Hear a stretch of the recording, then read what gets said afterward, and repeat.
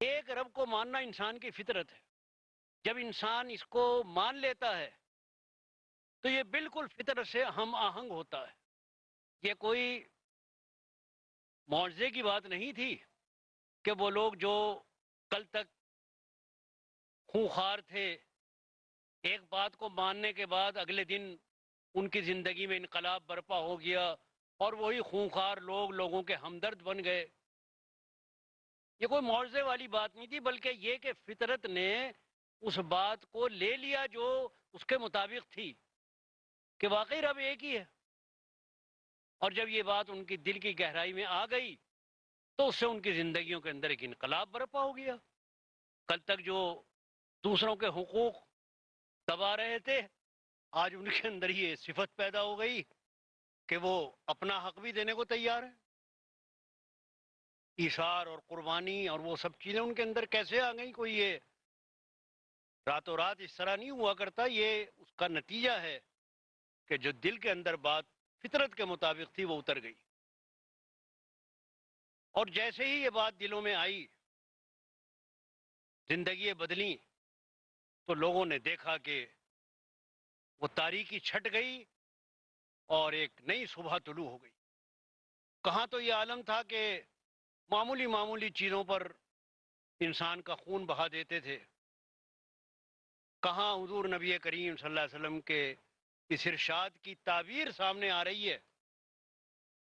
آپ نے فرمایا کہ وہ وقت آئے گا کہ ایک عورت سونے سے لدی پھندی اکیلی مدینے سے سنا تک جائے گی، یمن کے دارالسلطنت تک، اور کوئی اس کی طرف ترچھی نظر سے دیکھنے والا نہ ہوگا.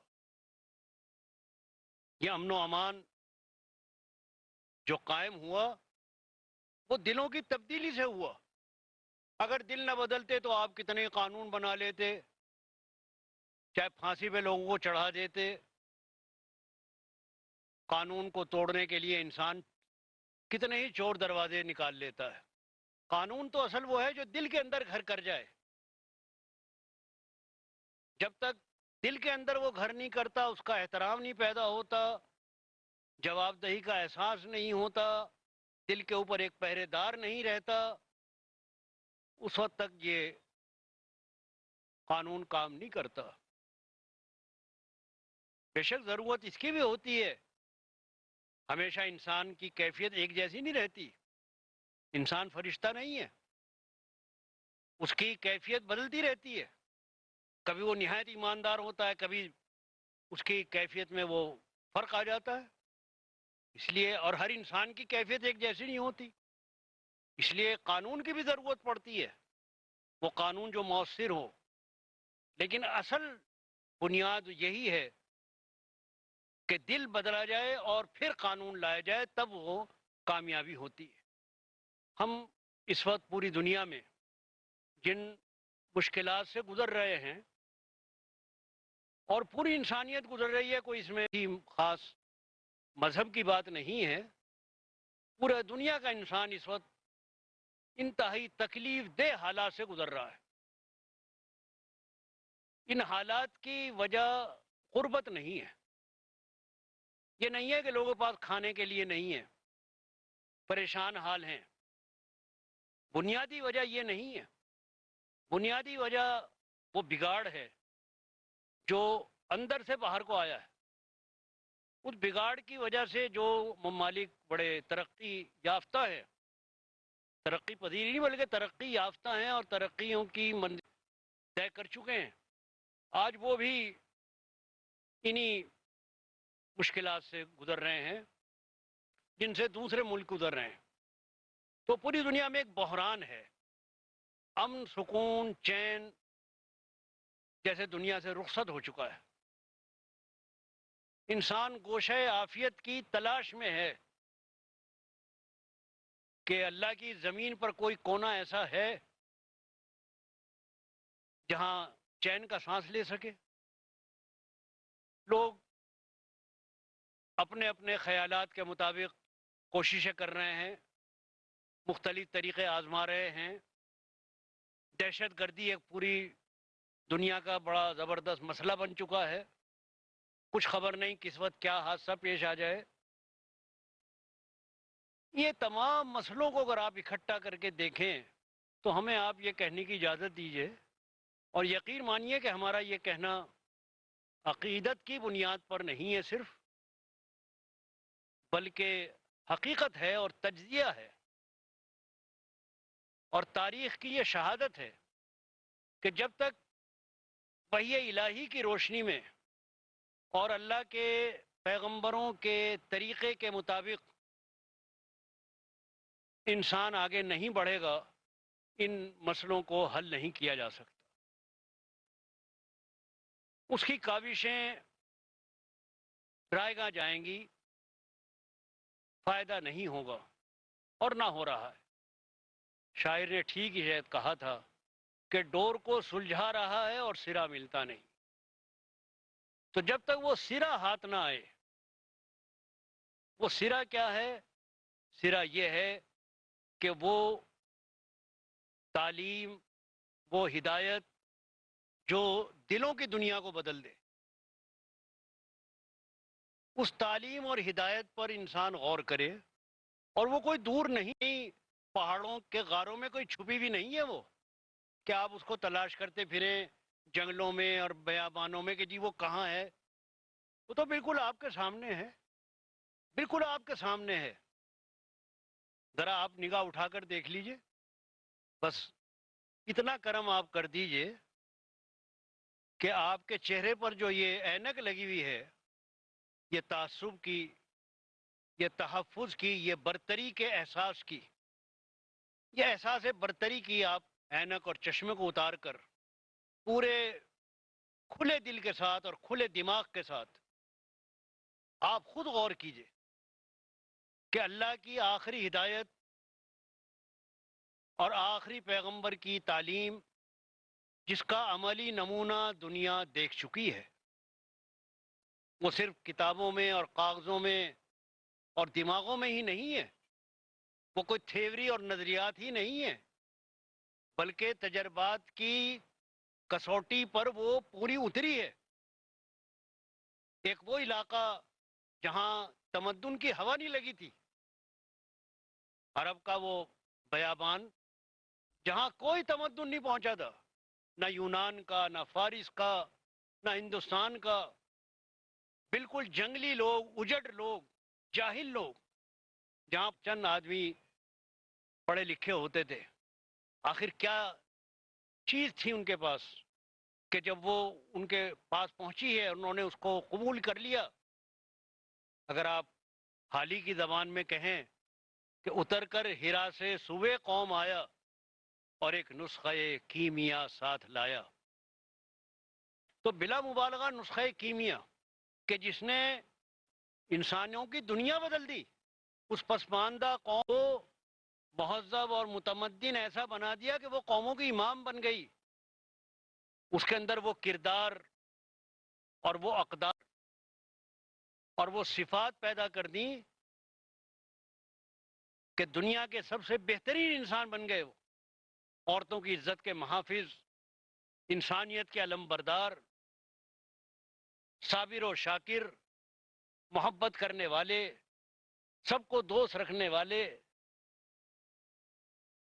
سب پوری دنیا کے لوگوں سے پیار کرنے والے، نہ ان میں تعصب، نہ ان میں کوئی برتری کا احساس، سب کو ایک نظر سے دیکھنے والے، اللہ کے بندوں کے ساتھ ایک جیسا۔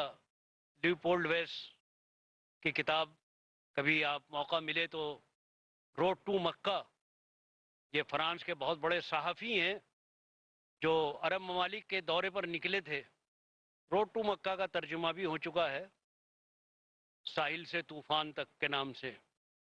ایک جگہ انہوں نے لکھا ہے کہ میں ایک ہوٹل میں ٹھہرا ہوا تھا اور اس ہوٹل کے کمرے کی کھڑکی پیچھے ایک میدان میں کھلتی تھی۔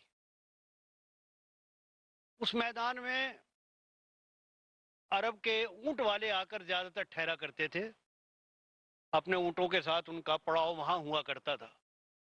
تو میں کھڑکی سے بیٹھا ہوا ان کو دیکھتا رہتا تھا کہ ایسی بے تکلف اور مطمئن زندگی میں ان کی دیکھتا تھا کہ سب ساتھ بیٹھے کھا رہے ہیں، ہنس رہے ہیں، بول رہے ہیں، خوشیاں اور مسرت ان کے چہرے سے پھوٹ رہی ہے۔ ایک دوسرے کے آگے بڑھ کر کام کر رہے ہیں، تو میں دیکھتا تھا کہ یہ بھی تو ایک انسان ہے۔ میں بہت دنوں تک ان کو دیکھتا رہا، اور ایک دن میں جا کر ان سے میں نے ملاقات کی تو مجھے معلوم ہوا کہ یہ مسلمان ہیں۔ میں دیکھتا تھا کہ وہ اللہ کی عبادت جب کرتے ہیں تو ایک لائن میں کھڑے ہو جاتے ہیں، ایک صف میں کھڑے ہو جاتے ہیں، ایک آدمی ان کا امام ہوتا ہے، اور اس امام کی حرکت پر وہ حرکت کرتے ہیں سارے۔ جیسا امام کرتا ہے ویسے ہی وہ پوری جماعت اور پوری صف کرتی ہے۔ تو میں ان کا یہ ڈسپلن دیکھتا تھا، ان کے چہروں پر جو اطمینان کی لہریں تھیں اور نورانیت تھی، وہ مجھے اپنی طرف کھینچتی تھی۔ میں ان کے درمیان بیٹھ کے ایسا محسوس کرتا تھا جیسے میں اپنے بے تکلف بھائیوں میں بیٹھا ہوا ہوں۔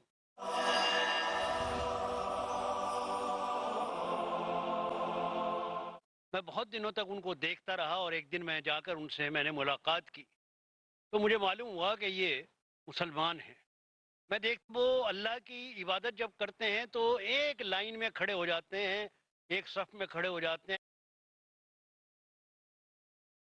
ایک آدمی ہوتا ہے، اور اس امام کی حرکت پر وہ حرکت کرتے ہیں سارے۔ جیسا امام کرتا ہے ویسے ہی وہ پوری جماعت اور پوری صف کرتی ہے۔ تو میں ان کا یہ ڈسپلن تھا، ان کے چہروں پر جو اطمینان کی لہریں تھیں اور نورانیت تھی، وہ مجھے اپنی طرف کھینچتی تھی۔ میں ان کے درمیان بیٹھ کے ایسا محسوس کرتا تھا جیسے میں اپنے بے تکلف بھائیوں میں بیٹھا ہوا ہوں۔ آخر وہ گھومتے گھامتے اور اسلام کی دولت اپنے دل میں لیے ہوئے اللہ کے نبی صلی اللہ علیہ وسلم کے شہر مدینہ طیبہ پہنچے۔ تو مدینہ طیبہ کے بارے میں جو ان کا ایک جملہ ہے، وہ جملہ کیا ہے کہ بس نچوڑ ہے پورے دین کا، پورے دین کا نچوڑ ہے۔ وہ لوگ جو آج اسلام کے بارے میں بہت کچھ کہتے ہیں، دہشت گردی اور کیا کیا الزام لگاتے ہیں، وہ لیوپولڈ ویس، جن کا نام بعد میں محمد اسد ہوا، ان کا یہ جملہ سن لیں اور ان کی کتاب میں دیکھ لیں۔ مدینہ طیبہ کے بارے میں وہ کہتے ہیں کہ میں نے دنیا کے بڑے بڑے شہر دیکھے ہیں، کتنے ملکوں میں گھوما ہوں، لیکن مدینہ جیسا شہر میں نے نہیں دیکھا۔ وہ کہتے ہیں کہ مدینے میں محبت برستی ہے، محبت برستی ہے، ایسا لگتا ہے کہ محبت ہو رہی ہے، ایسا سکون ملتا ہے، دل کو ٹھنڈک ملتی ہے کہ محبت برستی ہے۔ یہ محبت جس کے لیے انسان ترس رہا ہے، یہ سکون، یہ اطمینان جس کے لیے انسان مارا بٹارا پھر رہا ہے، آئیے آپ کو اللہ کے نبی کے شہر میں دکھا دیں اس کا ایک نمونہ جہاں محبت برستی ہے۔ تو یہ ہے دراصل وہ پورے دین کا نچوڑ، محبت کا پیغام، ساری دنیا کے لوگوں سے محبت کا پیغام۔ اور محبت دل سے پیدا ہوتی ہے، دل کے چشمے سے محبت پھوٹا کرتی ہے۔ جب دل میں وسعت ہوتی ہے، دل میں پیار ہوتا ہے، تو ہر آدمی اپنا اچھا نظر آتا ہے، بھائی نظر آتا ہے، نفرت ختم ہو جاتی ہے، دوریاں مٹ جاتی ہیں۔ یہ چیز ہے جو ہمیں اللہ کے نبی دے کر گئے ہیں۔ تو اگر ہم یہ بات نبی صلی اللہ علیہ وسلم کی حدیث کی روشنی میں کہتے ہیں کہ دلوں کو پہلے بدلیے، تو یہ بات صرف عقیدت کی نہیں ہے بلکہ حقیقت واقعہ ہے۔ اب یہ بتائیے کہ دل آپ بدلیں گے کیسے؟ یہ کوئی سرجری تو ہے نہیں کہ آپ نے ایک دل نکال کے دوسرا دل رکھ دیا، اور دل سے مراد یہ ٹکڑا ہے بھی نہیں جو ہمارے سینے میں دھڑکتا ہے۔ یہ تو ایک قطرہ خون ہے۔ بہت شور سنتے تھے سینے میں دل کا، جو چیرا تو ایک قطرہ خون نہ نکلا۔ دل سے مراد تو وہ ضمیر اور وہ قلب کی وہ ہے جو اللہ تبارک و تعالیٰ نے ہر انسان کے اندر ڈالا ہے۔ اور کسی انسان میں دو دل نہیں ہے، ایک ہی دل ہے، ایک ہی چیز کو مان سکتا ہے، ایک ہی رب کو مان سکتا ہے۔ دو دل کسی کے سینے میں نہیں ہوتے۔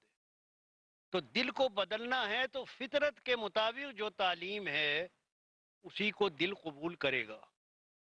اسلام دین فطرت ہے، مسائل کا حل ہے۔ جب بھی آپ گھوم پھر کر، ٹھوکریں کھا کر جب بھی آئیں گے، آپ کو اسلام کی چوکھٹ پر ہی آنا ہوگا، اور آپ جتنی آزمانا ہے آزما لیجئے، لیکن واقعتاً جو حل ہے وہ یہیں پر ہے۔ اس لیے یہ بات ہم علی اعلان کہتے ہیں اور دعوت فکر دیتے ہیں، اور ہمیں بڑی فکر ہے اس بات کی کہ دنیا کس راستے پر جا رہی ہے۔ اس فکر کی وجہ سے ہم فکر مند ہیں اور یہ چاہتے ہیں کہ دنیا غلط راستے کے بجائے صحیح راستے پر آ جائے، اور غور کرے اس بات پر کہ صراط مستقیم یہی ہے۔ اس لیے کہ اللہ تبارک و تعالی نے جو کتاب نازل فرمائی ہے وہ بے غبار ہے، اس میں کوئی تضاد اور ٹکراؤ نہیں ہے، اس میں کوئی اختلاف آپ نہیں پائیں گے کہ یہاں پر یہ کہہ دیا وہاں پر یہ کہہ دیا۔ شروع سے لے کے آخر سطر تک آپ کو ایک ہی بات نظر آئے گی، انسانی کلام کے اندر تضاد ہوتے ہیں، ٹکراؤ ہوتا ہے، انتشار ہوتا ہے خیالات کا، چونکہ یہ اللہ کا کلام ہے، اللہ تعالیٰ خالق کائنات ہیں، انسان کے پروردگار ہیں، انسان پر ان کی رحمتیں ہیں، وہ چاہتے ہیں کہ میرے بندے میری رضا کا راستہ اختیار کریں، میری نعمتوں سے سرفراز ہوں، اور یہ نعمتیں پا کر وہ اور بلندیوں پر جائیں۔ اب یہ بلندی صرف دنیا ہی کی بلندی تھوڑا ہی ہے، ستاروں سے آگے جہاں اور بھی ہیں۔ اللہ تعالیٰ نے جو جہان بنائے ہیں، اصل بلندی تو وہ ہے۔ اللہ تعالیٰ کی پسند یہی ہے، رضا یہی ہے کہ انسان ان تنگ نائیوں میں کھو نہ جائے، ان گلیوں میں نہ بھٹک جائے، کہ دنیا کو اپنی منزل بنا کر اپنی راہ کھوٹی نہ کرے، اپنی عمر کو برباد نہ کرے، اپنی زندگی تباہ نہ کرے، بلکہ دنیا کی زندگی کو ذریعہ بنائے آخرت کی ترقی کا۔ وہ ترقی جس کی کوئی انتہا نہیں ہے، غیر ممنون ہے، کوئی حد نہیں ہے اس کی ترقی کے یہاں کر رک گئی، وہ بڑھتا چلا جائے، بڑھتا چلا جائے، اور بلندیوں سے بلندیوں پر چلا جائے۔ نہ اس کے زمانے کی کوئی حد ہے، نہ ترقیوں کی حد ہے، نہ بلندیوں کی حد ہے۔ یہ اللہ تعالیٰ کی مرضی ہے، یہ دنیا بھی خوبصورت ہو جائے، یہ دنیا بھی اچھی ہو جائے، اور اس دنیا سے بڑھ کر وہ دنیا اچھی ہو جائے جو ابد الاباد کی دنیا ہے، جہاں ہمیشہ ہمیشہ رہنا ہے، کیونکہ اسی دنیا کے اعمال کا وہ نتیجہ ہوگی جو ہم یہاں بوئیں گے وہاں جا کر وہی کاٹیں گے۔ اس لیے یہاں کے عمل پر ہماری نگاہ رہنی چاہیے کہ جو ہم کر رہے ہیں اس کا نتیجہ کیا نکلنا ہے، جو ہم بیج بو رہے ہیں اس سے کون سا درخت نکلے گا۔ اگر ہم نیم بو رہے ہیں تو نیم نکلے گا، آم بو رہے ہیں تو آم نکلے گا۔ اس واسطے یہ بات بار بار دہرائی جاتی ہے، خبردار کیا جاتا ہے، قوموں کی تاریخ دہرائی جاتی ہے کہ دیکھو جنہوں نے ایسا نہیں کیا ان کا انجام کیا ہوا۔ جو دنیا میں بڑے کر و فر کے تھے، بڑے طاقتور تھے، ایک سے ایک قومیں گزری ہیں، قوم عاد و سمود جن کا کوئی مثال نہیں تھی، بڑی شاندار قومیں تھیں، تن و توش کے اعتبار سے بھی، صلاحیتوں کے اعتبار سے بھی، دولت کے اعتبار سے بھی، لیکن جب انہوں نے اس راستے کو چھوڑا، غلط راستے پر آ گئی، ظلم کا راستہ اختیار کیا، تو آخرکار تباہ ہو کر رہی۔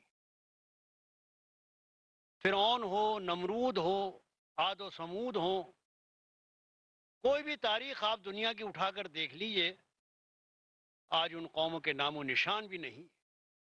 لیکن اللہ کے وہ نیک بندے جنہوں نے اللہ کی رضا کے لیے، انسانیت کی فلاح کے لیے کچھ کام کیے تھے، آج وہ مرنے کے بعد بھی زندہ ہیں، ان کے کام زندہ ہیں، ان کے نام زندہ ہیں، ان کا نام لوگ آج بھی ادب و احترام سے لیتے ہیں، ان کا سلسلہ برابر جاری ہے، اس لیے کہ انہوں نے وہ کام کیے تھے جس کے انمٹ نقوش موجود ہیں۔ تو یہ دونوں چیزیں ہمارے سامنے رہنی چاہیے۔ آخر تاریخ ہوتی کس لیے؟ عبرت کے لیے اور نصیحت کے لیے ہوتی ہے. تاریخ کا ایک ورق وہ ہے جس پر آپ کو یہ نام مل رہے ہیں. میں کبھی کبھی لوگوں سے کہا کرتا ہوں کہ آپ مجھے بتا دیجئے کہ دنیا میں کبھی کسی نے فرعون کے نام پہ، نمرود کے نام پہ، ابو جہل کے نام پہ، ابو لہب کے نام پہ کسی عمارت کا، کسی کارخانے کا، کسی اپنے ادارے کا کوئی نام رکھا ہے؟ چاہے خود وہ کیسا ہی ہو. کبھی بتا دیے کسی نے لکھا ہو کہ صاحب یہ ابو جہل کے نام پر انسٹیٹیوٹ کھولا ہے، کوئی گرو نانک کے نام پہ کھولے گا، کوئی کسی بزرگ کے نام پر کھولے گا، اللہ کے نیک کے نام سے دے گا. کسی کا سڑک کا نام بتا دیجئے. ابو جہل اسٹریٹ کہیں ملتی ہے دنیا میں؟